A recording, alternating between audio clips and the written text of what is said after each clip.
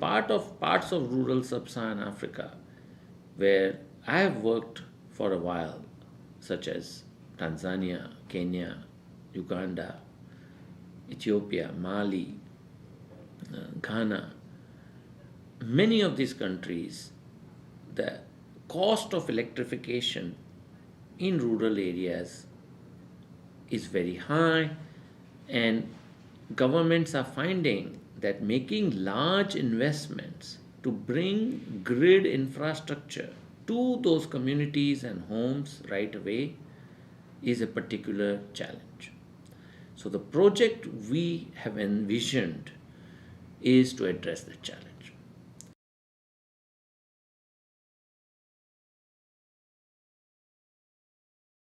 We view what we are doing as bringing incremental infrastructure to the community. What is incremental infrastructure? The idea is that initially we bring some infrastructure that is more appropriate for the low initial levels of demand and lower cost.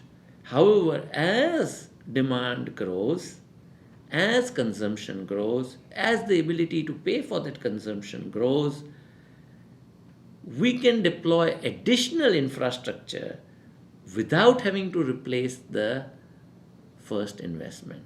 So it is a kind of bootstrap process.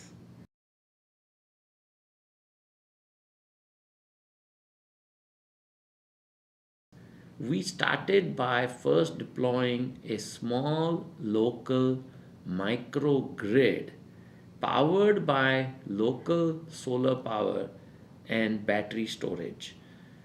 So we have deployed several such systems at this stage in Mali and Uganda. Each system serves 10 to 20 customers. Generally, they are homes, but frequently they are small businesses, sometimes a school. It was very important in rural setting to keep transaction costs low. So we have eliminated the entire process of reading a meter, billing, collecting the bill. The process is occurring through prepaid metering, so that the customer pays upfront for the fixed amount of electricity they want to buy. They can buy it in small amounts if they want. They can skip a payment if they don't have money a particular week or a particular month in a year. This is quite common in rural settings where incomes are dependent on agriculture. Just before the harvest, maybe the family does not have as much money. They can then, in that month, choose to consume less electricity without any penalty. Having people pay flexibly, having people pay when they can afford and when they can need, without a flat monthly fee, matches with the needs and spending patterns of the poor. This was a very important lesson through the project.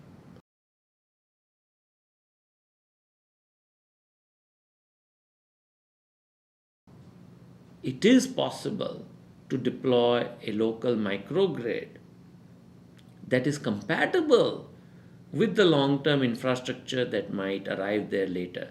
So, the current infrastructure being deployed does provide the user with a 220-volt AC connection at their home, which is very similar to what a grid would provide. So, from a customer side of story, it is a grid like connection. From a utility perspective, if the grid arrives later, that local distribution wire is of value since it is at the same standards and voltages as the conventional grid. We have also been able to deploy smart demand and supply management. Smart supply management means if there are few days in a year which are very cloudy, then if the solar resource that day is less than the regular day, then one can ensure that everybody still has power but in a slightly lower amount than what they had. This is much better than completely shutting off some customers for some days, which is what a conventional rolling blackout or load shedding is. So, the advantage is if there is a limited resource, you can manage that limited resource. So, in effect, what we have is prepaid smart metering with time of day pricing, with supply and demand management. Interestingly, this is what the US and Japan and Europe are trying to strive in what they want to deploy in the future called a smart grid. So, what we have developed is in effect a low cost smart grid for poor settings. We have leapfrogged conventional technology in these settings and come up with a solution that is something that the developed world is still striving to achieve.